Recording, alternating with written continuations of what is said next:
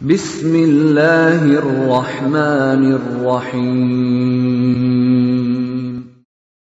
وَلْتَكُنْ مِنْكُمْ أُمَّةٌ يَدْعُونَ إِلَى الْخَيْرِ وَيَأْمُرُونَ بِالْمَعْرُوفِ وَيَنْهَوْنَ عَنِ الْمُنْكَرِ. Assalamualaikum warahmatullahi wabarakatuh. Wa'tazil yawma ayyuhal mujrimun. Berpisahlah kamu, wahai orang-orang mujrimin, pada hari ini dari orang-orang dosa dan ahli maksiat. Jadi sejatinya memang sekalian, jalan hidup orang beriman itu berbeda dengan jalan hidupnya orang yang berdosa. Salah satu akibat dosa ini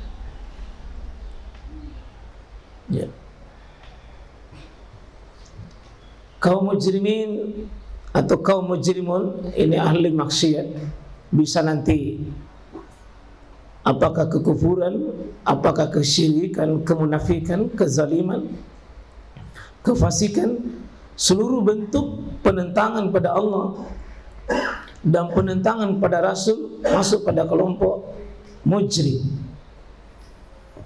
Mujrim ini salah satu penyebab turunnya azab. Ya. Jadi ini kisah yang Allah angkat. Fa arsalna alaihim at-tufan. Ini sudah bahasa Indonesia ini, angin tufan. Tufan itu taufan, ya. Ya. Kata Allah, fa arsalna alaihim, maka saya kirim kepada mereka kaum Fir'aun ini di Mesir. Pertama at-tufan. Ya, tufan ini angin kencang, bahkan yang disertai dengan hujan deras sampai menyebabkan banjir, yang sampai tanaman-tanaman itu hancur. Disusul dengan wal jarad. Ini belalang. Jadi belalangnya ini merusak semua tanaman yang tersisa, semua tumbuhan yang mau dimakan itu semua tiba-tiba penuh belalang. Ini bukan belalang kecil, Pak. Semua tumbuhan tiba-tiba penuh belalang. Jadi bukan belalang yang kecil-kecil yang biasa kita makan itu. Ini belalang besar yang semua hancur itu tumbuhan. Yang tersisa tadi dari angin tufan. Nah, dikirim lagi wal kumal. Ini kutu. Ya, dan ini kutu bukan cuma kutu binatang, tapi penuh rumah itu dengan kutu. Jadi bukan kutu di kepala, Pak. Bukan. Ini kutu ini bahkan kayu-kayu apa yang ya peralatan-peralatan di rumah itu dia makan. Ya. Jadi masuk dalam rumah yang begitu banyak. Ya. Disusul lagi wadafad. Ini katak. Tidak ada rumah tanpa katak yang menjijikkan. Ya, menjijikkan. Ya. Jadi penuh katak-katak, semua di tempat tidur, bahkan tidak ada tempat duduk kecuali katak. Semua orang mau duduk katak. Sampai di istananya Fir'aun. Itu hal yang seperti ini tontonannya. Ditambah lagi dengan wadam. Ini darah. Darah sebagian para ulama sebutkan wadam min anfi, darah yang keluar dari hidung. Begitu dia minum penuh darah itu minuman, Pak. Ya, setiap dia minum penuh darah karena menetes darah dari hidung. Ya, darah-darah yang mengalir dari tubuh hidung. Ada sebagian mengatakan itu setiap minuman yang di rumah air itu penuh dengan darah. Ini apa? Karena ayatin Ini sebagai bukti yang jelas tentang kebenarannya Nabi Musa alaihissalam, tentang kenabian Nabi Musa, kebenaran yang dibawa Nabi Musa. Tapi Fir'aun dengan seluruh konconya, seluruh kaumnya, seluruh pengikutnya itu tidak mau beriman. Tidak mau beriman. Bagaimana itu kurang ajarnya Fir'aun dengan konco-konconya itu? Ya. Mereka betul-betul waqalu mahma ta'tina bih min ayatin liyatasakharna biha fama nahnu laka bimu'minin.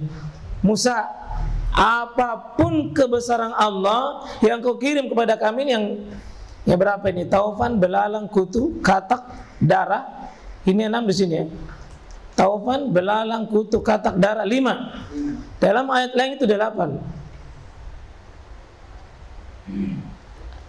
Fir'aun dengan kunjungan mengatakan, ya fama nahnu laka bimu'minin. Tetap saya tidak mau beriman. Ini anda mau. Kebaikan apapun kamu bawa Musa, saya tidak pernah milih itu kebaikan. Itu sombongnya, Pak. Dan ini bukan hal baru ini. Jadi Fir'aun berhadapan dengan Nabi Musa, itu personifikasi namanya.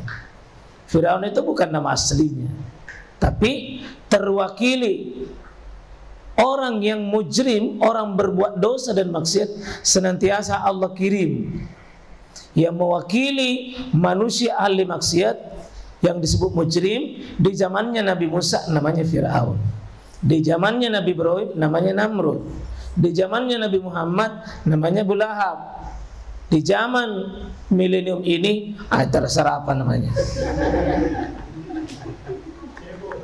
Ya, terserah. Tapi sama prototipenya, Pak.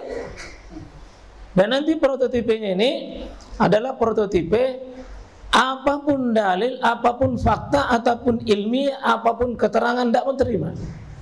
Karena kebencian. Kebencian itu menyebabkan keadilan hilang, kebenaran ditutup, hati pun tenggelam. Dan sifat yang menonjol di sini, Pak, satu sombong, yang kedua suka berdusta. Itu satu paket itu. Orang-orang yang suka mujrim itu hilang kepekaan hatinya, Pak. Bohong adalah makanan hari-harinya. Kesombongan adalah selendang yang melekat bagi dirinya. Itu sudah dari dulu itu. Karena itu kita dihibur ya. Itu surah Al-Lahab itu pendek sekali yang dibaca berulang-ulang. Itu hiburan sangat dahsyat. Hari ini jika kita mendapatkan perlawanan, penentangan dari pelaku kemaksiatan, kita sudah diobati surah Al-Lahab. Bahwa Nabi Muhammad baru assalamualaikum sudah ditolak, tabat yadak, celaka engkau Muhammad, dan betul-betul celaka tanganmu itu, celaka usahamu. Maka turun ayat justru tabat yada Abi Lahab, celaka tanganmu Abu Lahab, dan celaka seluruh yang kau usahakan. Jadi Abu Lahab itu juga bukan nama aslinya, itu person juga. Abu Lahab itu nama Abdul Uzza, yang nama aslinya Abdul Uzza. Abu Lahab namanya, Pak, karena selalu merah mukanya kalau dibacakan kebenaran, selalu tersinggung kalau dibacakan ayat. Jadi kalau ada yang suka marah kalau baca hadis, baca ayat, itu namanya Abu Lahab. Namanya Abu Lahab. Abu Lahab itu yang memerah pipinya. Ya, sebagaimana nanti sindiran ayat merah nanti api neraka. Abu Lahab itu artinya bapaknya api yang bergejolak. Jadi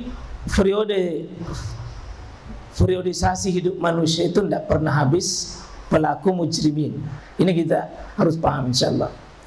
Nah, bahkan kesombongan Fir'aun pada zamannya kan, bagaimana tukang sihir yang diundang dan dibiayai berikan anggaran besar, itu Fir'aun, Pak, tidak mentang, tidak kikir, bahkan rela berkorban demi membiayai kemungkaran.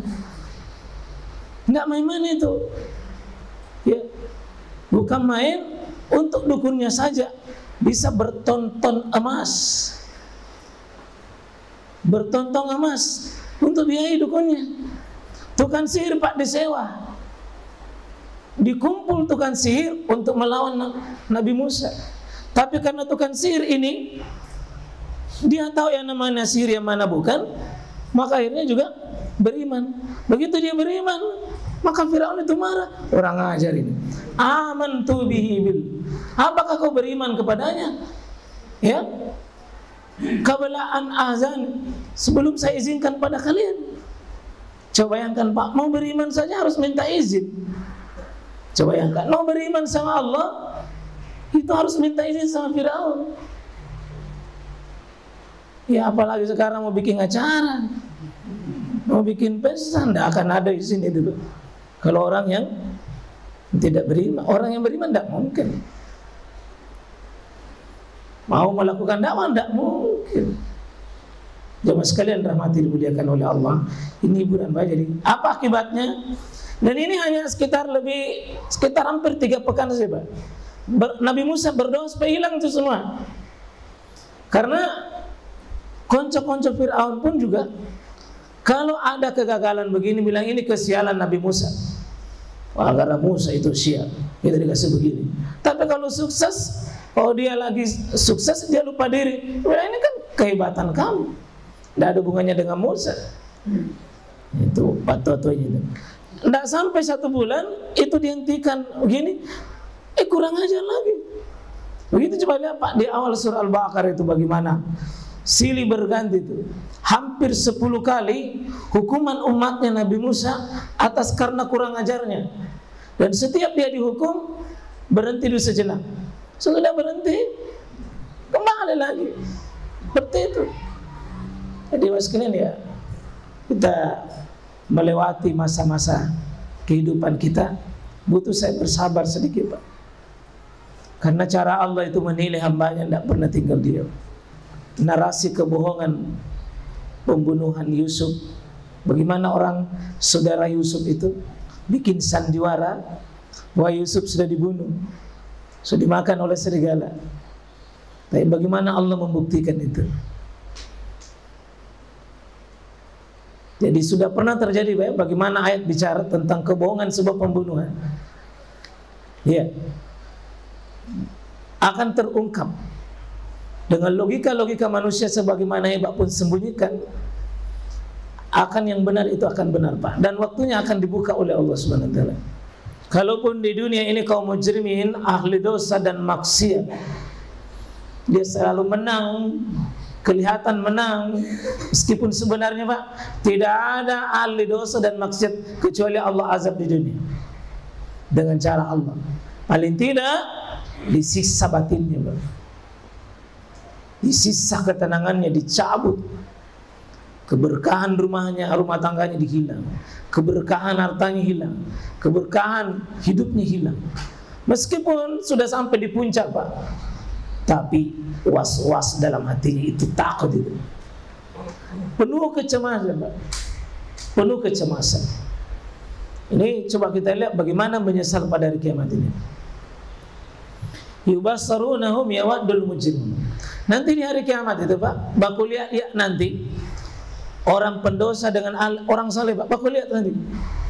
Di hari kiamat itu maksudnya yawaddul mujrimun.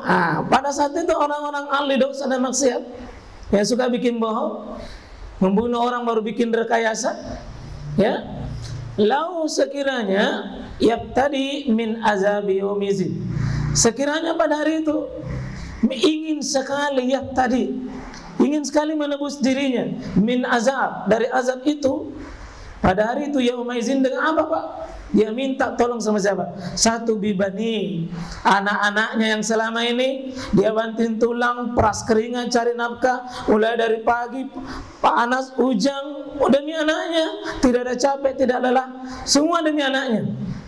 Maka nanti dari kiamat dia cari, gara-gara kau ku carikan nafkah, tolong bapak. Wasahibati, sahabatnya, dan sahabat yang paling dimaksud oleh para ulama tafsir di sini pasangan hidupnya. Pasangan hidupnya, suami istri. Itu nanti suami Pak cari istrinya, istri cari. Gara-gara kita dulu selalu minta uang belanja. Gara-gara kita dulu selalu minta mau beli begini, mau beli begini. Mana hari ini? Jadi hati-hati Pak, hati-hati Bu. Jangan sampai suami tak mencuri, jangan sampai istri tak menempuh cara yang tidak terhormat. Di hari kiamat Pak dia cari wa akhi, saudaranya yang selama ini dia bela mati-matian, dia berjuang demi saudaranya. Kadang dia salah tapi dia tutupi demi menutupi aibnya sendiri saudaranya. Kemudian wa fasilati, dan keluarganya, allati, yang selama ini tuwi, yang senantiasa membelanya, melindunginya, yang mengayominya. Dia cari nanti 4 golongan ini. Siapa yang mengurusi anak hanya karena urusan duniawi saja, yang mengurusi suami istri hanya karena duniawi, yang berhubungan persaudaraan karena nasab hanya karena duniawi, dan juga karena keluarga hanya karena duniawi, Pak, tidak ada gunanya di akhirat. Tidak akan ada gunanya di akhirat. Coba bertemu anak, niatkan diri, saya urus ini anak untuk bisa menyelamatkan saya di akhirat. Gimana caranya? Didik dia beriman, didik dia soleh, berkorban dia untuk taat kepada Allah, untuk sama nabinya, untuk cinta sama Qur'annya, cinta sama nabinya, dekat dengan ketaatan. Begitu juga Pak, pasangan hidup kita harus saling menopang untuk ketaatan. Demikian juga keluarga kita Pak, ya, dan seterusnya. Bahkan bukan cuma itu, dia minta yang kelima, wa man fil ardi jami'an, siapapun yang pernah dia temui di bumi ini, dulu sahabatnya, keluarganya, tetangganya, dia cari semua itu. Yang pernah dia bantu, dia pernah dia tolong, dia cari semua. Summa yunji, untuk dia menyelamatkan dia, untuk menolong dia. Ternyata Pak, tidak bisa. Kalla innaha lazim, tidak bisa. Api neraka sudah seperti itu modelnya, sudah bergejolak, sudah membara, tidak bisa. Tolong ya, tak bisa kita nanti saling menolong kalau bukan dalam rangka ketaatan kepada Allah Subhanahu wa taala. Menyesal, ya, menyesal. Siapa yang taat sama pimpinannya karena tugas, tapi dia melupakan sejatinya dirinya sebagai seorang muslim, dia tidak peduli hak dengan batil, dia lakukan perintah atasan, termasuk membunuh saudara sebagai muslim. Nanti di akhirat Pak, menyesal, taat, bahkan mungkin nanti bisa naik jabatannya. Hebat kamu yang menghabisi lawan saya. Kan begitu Pak, Firaun itu. Jangankan musuh yang hidup pada zamannya, baru mau hidup sudah dibunuh. Memang itu bibitnya Pak. Itu Musa belum lahir, itu pun tidak ada fakta ilmiah, baru mimpi. Sudah dia perintahkan ada di negara Mesir Pak, ya, negara yang pernah diangkat pegawai khusus memusnahkan orang hamil hanya karena kepentingan jabatan dan kekuasaan. Jadi pernah orang hamil itu Pak dimusnahkan. Ribuan bayi Bani Israel itu mati hanya karena demi pertahanan. Periodenya Fir'aun itu mau bertahan, nggak tahu mau periode kedua mau periode ketiga, jelas begitu Fir'aun. Ya, dibentuk dinas khusus, semua wanita hamil dijagai. Kapan laki-laki bunuh, kapan perempuan itu diamankan, gitu kan? Wa yastahyu nisa, kalau perempuan dibiarkan hidup, tapi kalau laki-laki itu dipenggal lehernya Pak. Ribuan dalam jangka waktu dekat, ribuan orang hamil itu Pak dibunuh bayinya. Sampai orang hamil itu banyaknya, ya, yang melahirkan itu luar biasa Pak. Tidak ada anaknya seketika karena dibunuh kalau laki-laki. Persis kan Nabi Musa lahir, Ini belum menjadi oposisi sama kekuasaan pada saat itu. Belum menjadi oposisi, Pak. Belum menentang, belum menyatakan Firaun tidak ada. Tapi begitu ada bibit, dibunuh memang. Untung kita tidak hidup, Pak, zaman Firaun tempo dulu. Itu Firaun tempo dulu itu kejam. Tapi Firaun di zaman sekarang juga begitu. Lebih hebat lagi. Iya. Kalau yang sekarang ini macam Pak. Kalau dulu kan laki-laki dibunuh perempuan masih dibiarkan. Sekarang Pak belum jelas laki-laki, belum jelas perempuan dibunuh dengan KB. Itu juga kemaksiatan.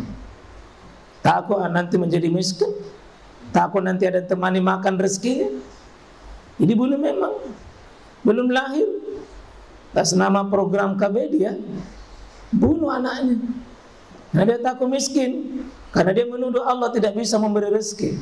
Ini tuduhan keji. Apa gunanya kita baca ya Razzaq, wahai pemberi rezeki, kalau kita membunuh calon-calon menjadi baik sekalian. Jadi penyesalan pada hari kiamat. Kalau di dunia dia tidak dapat secara langsung, pasti di akhirat tidak ada yang lolos. Tidak ada yang lolos. Kalau di dunia bisa direkayasa, di dunia bisa dibeli hukum, di akhirat tidak bisa.